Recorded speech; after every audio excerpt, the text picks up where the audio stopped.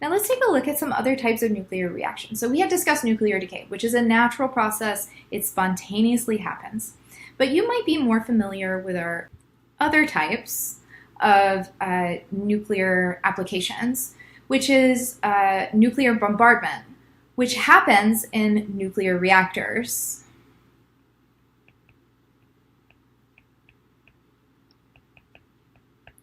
And what happens here is this is a man-made process where a nucleus, like uranium, a heavy nucleus, is struck by a particle, usually a neutron, and it causes it to become unstable and it splits. So this has to be initiated. And when it does this, it emits radiation and it goes on to strike other atoms and to break them down as well.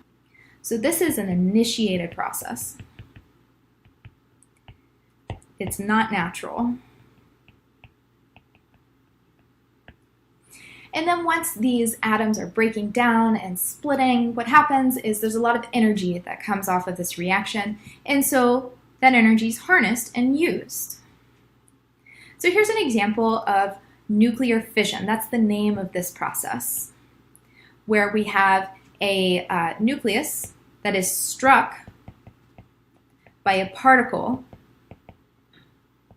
In this case, it's a neutron.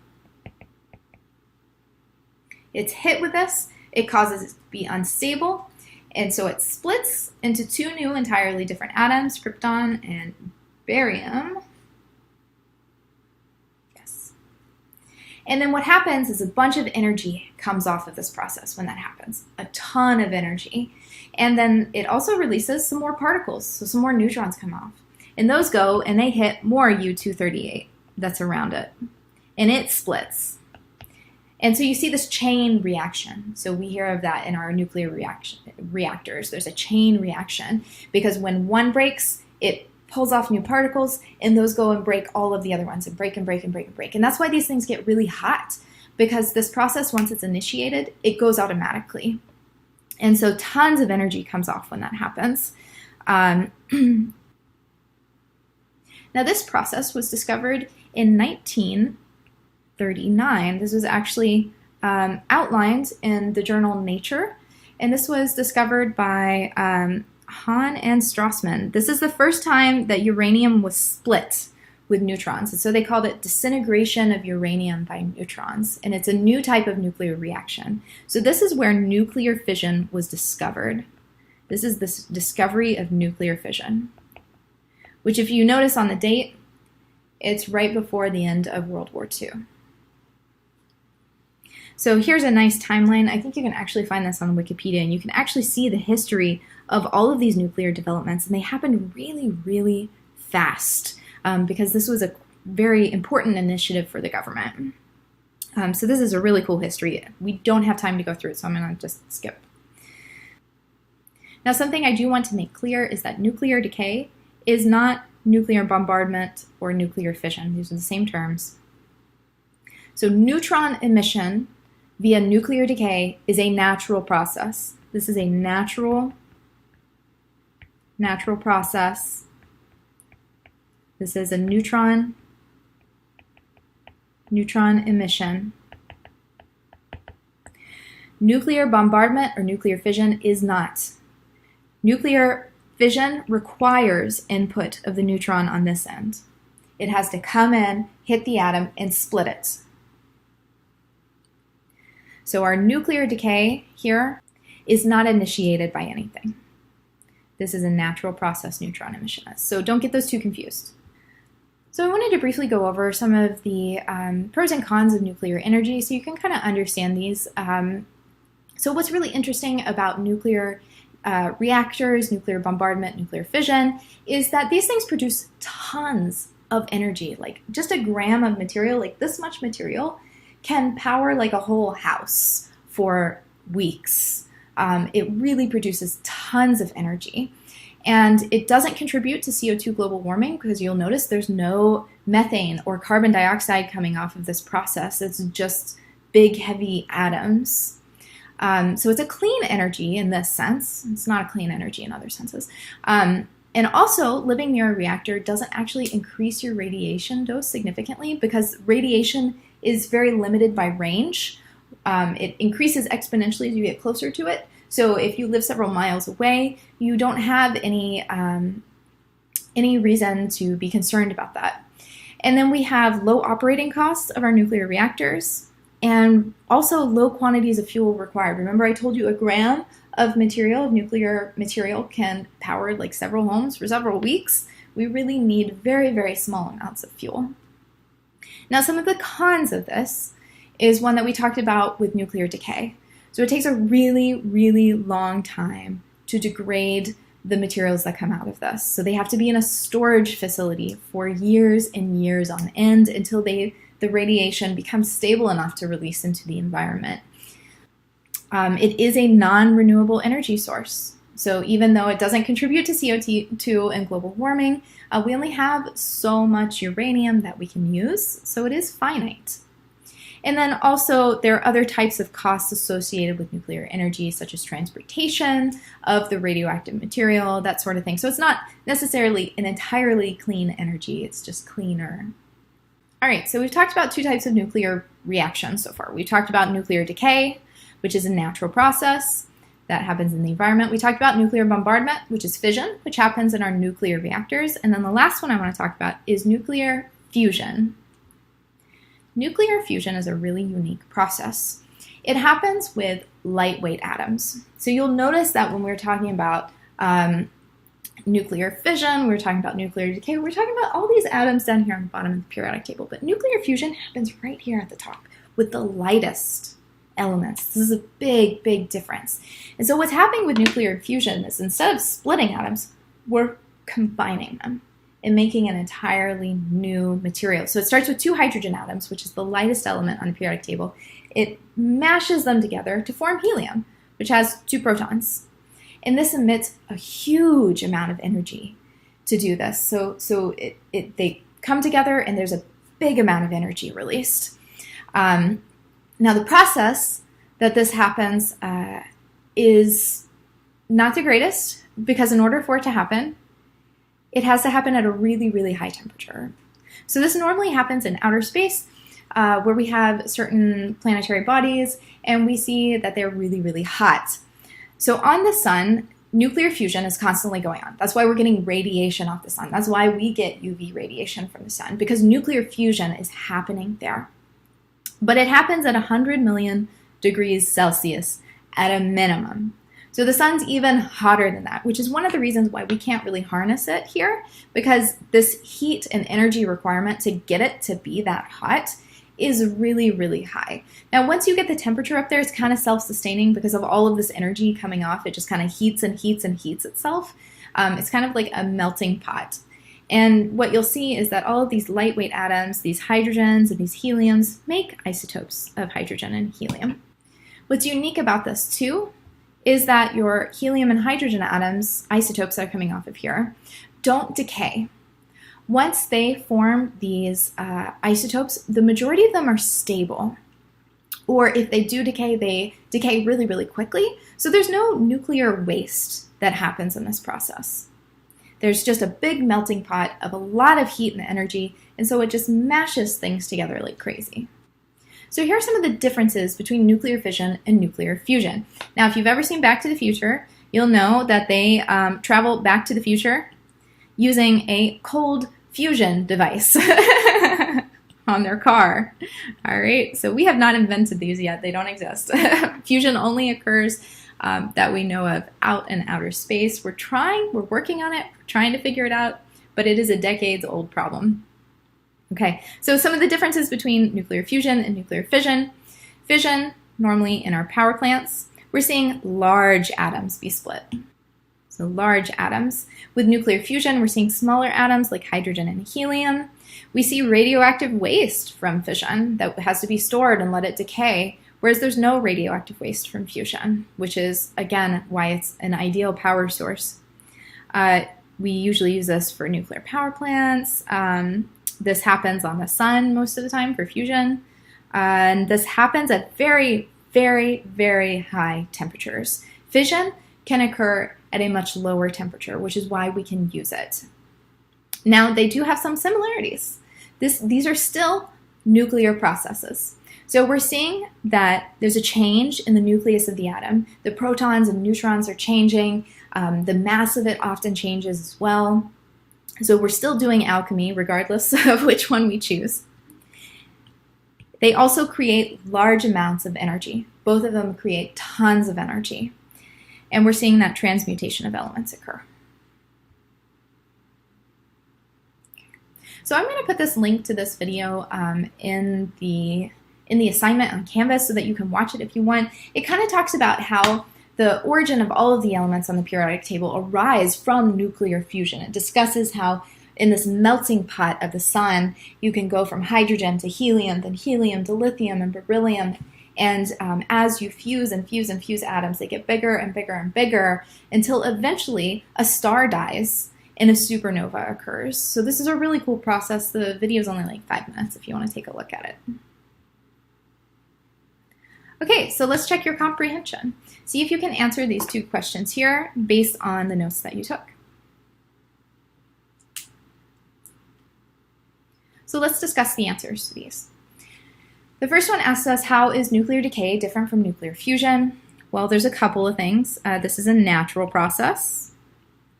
This one has to be initiated.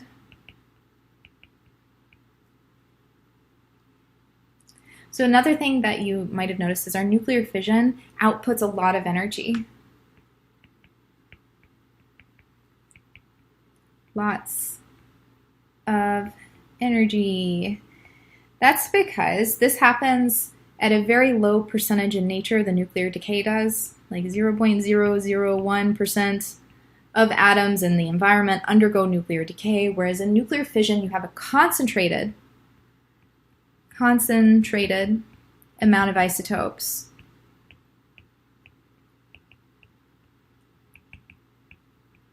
So you might have a sample that's something like 70% of the uranium that you need. Whereas in nature, you might only find 0.001% of uranium is 235. So we have to have an enriched source in order for our nuclear fission to work. Okay. So for number 2, let's take a look at how nuclear fission is different from nuclear fusion. I think that chart that we had kind of sums it up pretty well. It's different because this one occurs at a really high heat. And this one can occur at, I think, close to room temp. Close to room temperature. It doesn't really require a really high temperature like that. Nuclear fission as well is initiated normally with like neutrons via particles. And the nuclear fusion, if you'll notice from the equations that I showed you, there's no neutrons coming in here. They're just melting together essentially. So not struck. One of the biggest differences, I think, here is that nuclear fission occurs with heavy elements,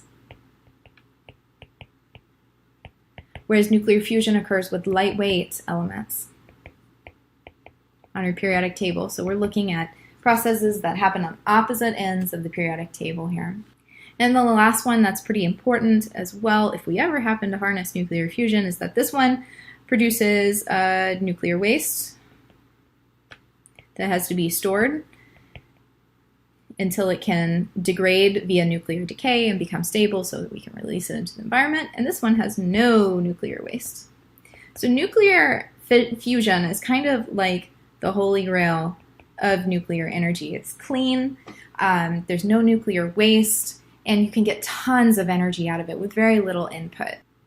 So if you're interested in looking more into nuclear fusion, we actually do have an initiative at the DOE and the government here to investigate fusion energy sciences in order to try to see if we can make fusion energy possible. And this has been an ongoing goal that is funded by the government in order to sponsor this type of work. The high energy plasmas is essentially atoms that are really, really high temperature. They're no longer gases, liquids, or solids. They're this thing called plasma.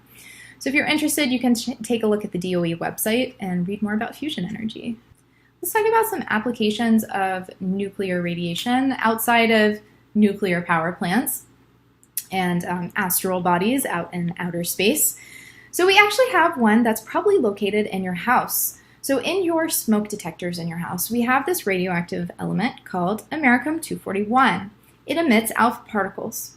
This is how your smoke detector works. Now, what's nice about alpha particles is they can be stopped by a piece of paper. They're very big and heavy and they're charged. They don't go through stuff. So we can actually contain them inside of your smoke detector. And so this americium decomposes into its helium-4, 2, and it turns into something with a mass of 237. And the number of protons that it has, let's see, where's americium? Americium's here, so it's 95. So that's going to go down by 2, so that would put you at 93. So that means we'd form neptunium. So this is the process that's going on in your smoke detectors. So what happens is it makes these alpha particles, which are helium nucleuses or helium ions, and this makes a closed electrical circuit that electrons can flow through because ions are positively charged. This positively charged ion attracts electrons, which are negatively charged, and so we see this closed electrical circuit. Now, when smoke gets into there, it blocks these alpha particles from taking charge from one side of the device to the other. And so when that charge no longer goes through, it splits the circuit and the alarm goes off. Another application for nuclear science is actually looking at neutron imaging. So we have actually a government lab in Gaithersburg, Maryland, which is really close by. It's the National Institute of Standards and Technology, I think. Anyways, they have a nuclear reactor there, and they use it for imaging, not to make power. It's not a power plant. And so what they're doing here is they're shooting neutrons here at samples. And these bounce off the samples, and it tells us kind of what's in them and what they look like. So just as you can use X-rays to image what's inside your body, you can also use neutrons. But they're deflected by different types of materials. So you can see here that an X-ray picture of a camera shows the metal, whereas when you take a neutron image of the same camera, the metal's not showing up, but the plastic is. Because these are scattered, or they hit different types of different types of atoms different ways. Another application that you might be more familiar of is actually medical applications of radioactivity. They usually call them radionuclides. You might hear that used in medicine, radionuclides. One of these applications is in PET scans. So for PET scans, particularly in the identification of cancer, what they'll have patients do is drink a small amount of radioactive sugar. So they tend to use fluorine-18 as an isotope for this imaging because it has an ideal half-life. It's only got a half-life of 20 minutes, which means you're only radioactive for about an hour before all of your stuff is gone. I think that's right. Don't quote me on that. But anyways, you're not radioactive for very long, which is enough time for you to drink the substance, it go through your body, and then take your image and get the picture before you need to leave. So one thing about cancer that's unique is it likes sugar. And so it tends to congregate in areas of the body where the cancer is. So fluorine-18 is something that emits beta particles because it undergoes beta decay. So beta minus decay. So it emits these electrons. So there are these electrons coming off of your body whenever you drink the radionuclides. And then they put you in a device, and this device sends positrons into you. And what's happening is when these positrons hit these electrons being emitted by the radionuclide, they essentially annihilate each other because they're opposite types of particles, right? They're both electrons. One's an electron and one's an anti-electron. And so they cancel each other out, and this emits gamma radiation. Now, I'm not going to expect you to know the nuances of this, but I wanted you to see this application, which is really cool. And then they have a detector around you that detects where this gamma radiation is coming off of you. So this is how PET scans work. So hopefully now you have a bigger appreciation of nuclear chemistry and all the different applications of it. It's a very unique chemical process that we really don't see in our normal chemical reactions, and it happens at the extremes of the periodic table.